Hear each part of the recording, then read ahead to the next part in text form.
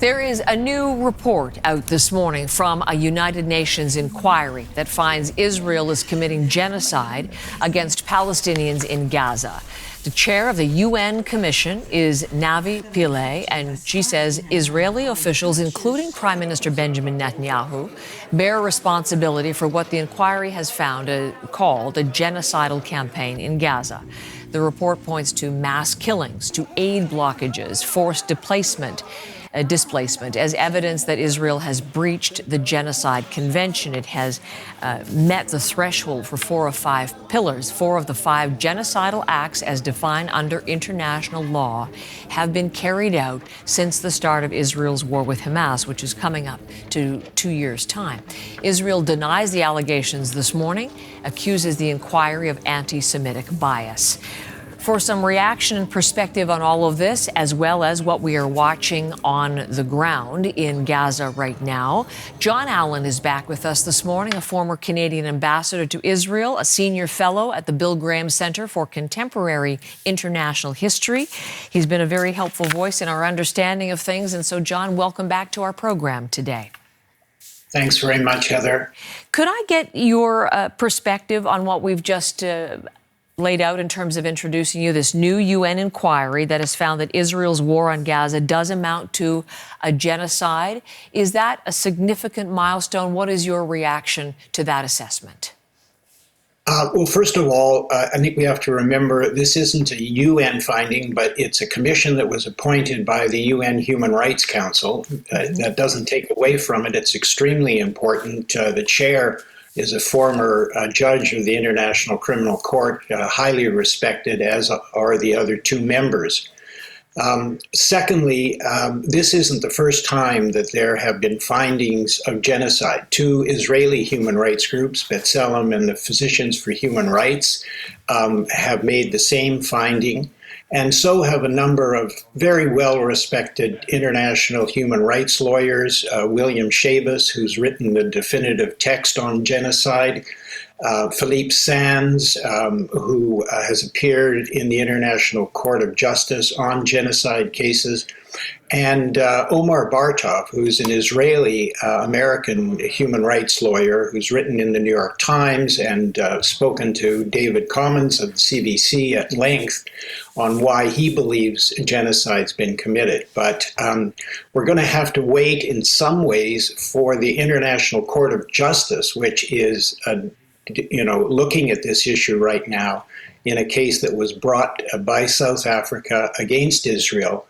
And that decision, if you want a definitive legal determination, will probably not come out for a year or so.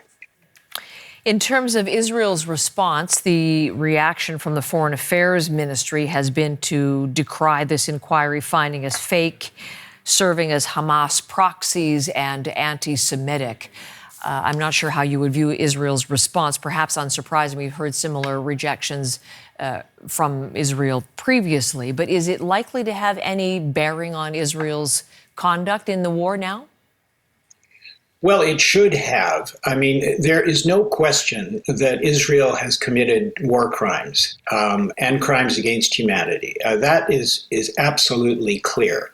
The siege of 11 weeks and the previous siege of 2 weeks, collective punishment against innocent people, the indiscriminate bombing where large numbers of people have been killed in an effort to get to a small number of Hamas operatives, the forced displacement, those are all war crimes. The question here is whether there is intent, government intent, to destroy or in whole or in part, the Palestinian people.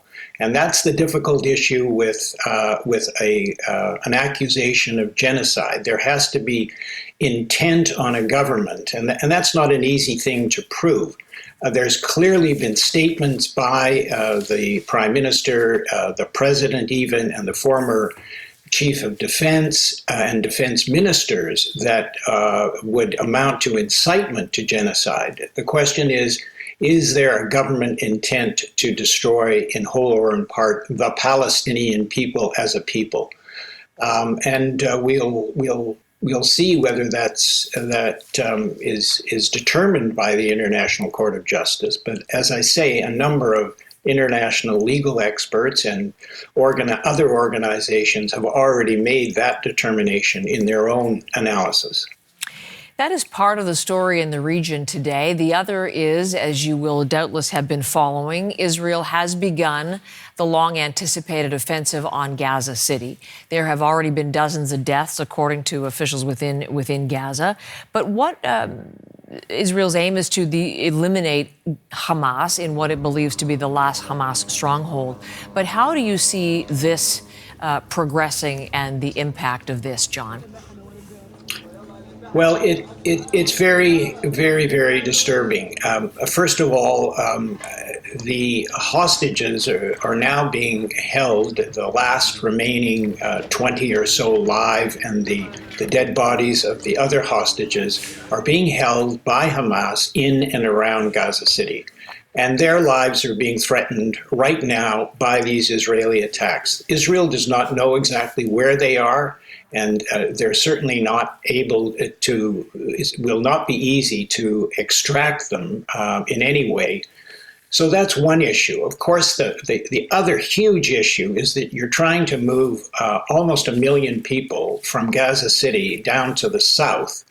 Now, you have to recognize that the entire Gaza Strip is the size of Detroit City, and therefore you're going to be having 2 million people in an area which is about the quarter of the size of Detroit City.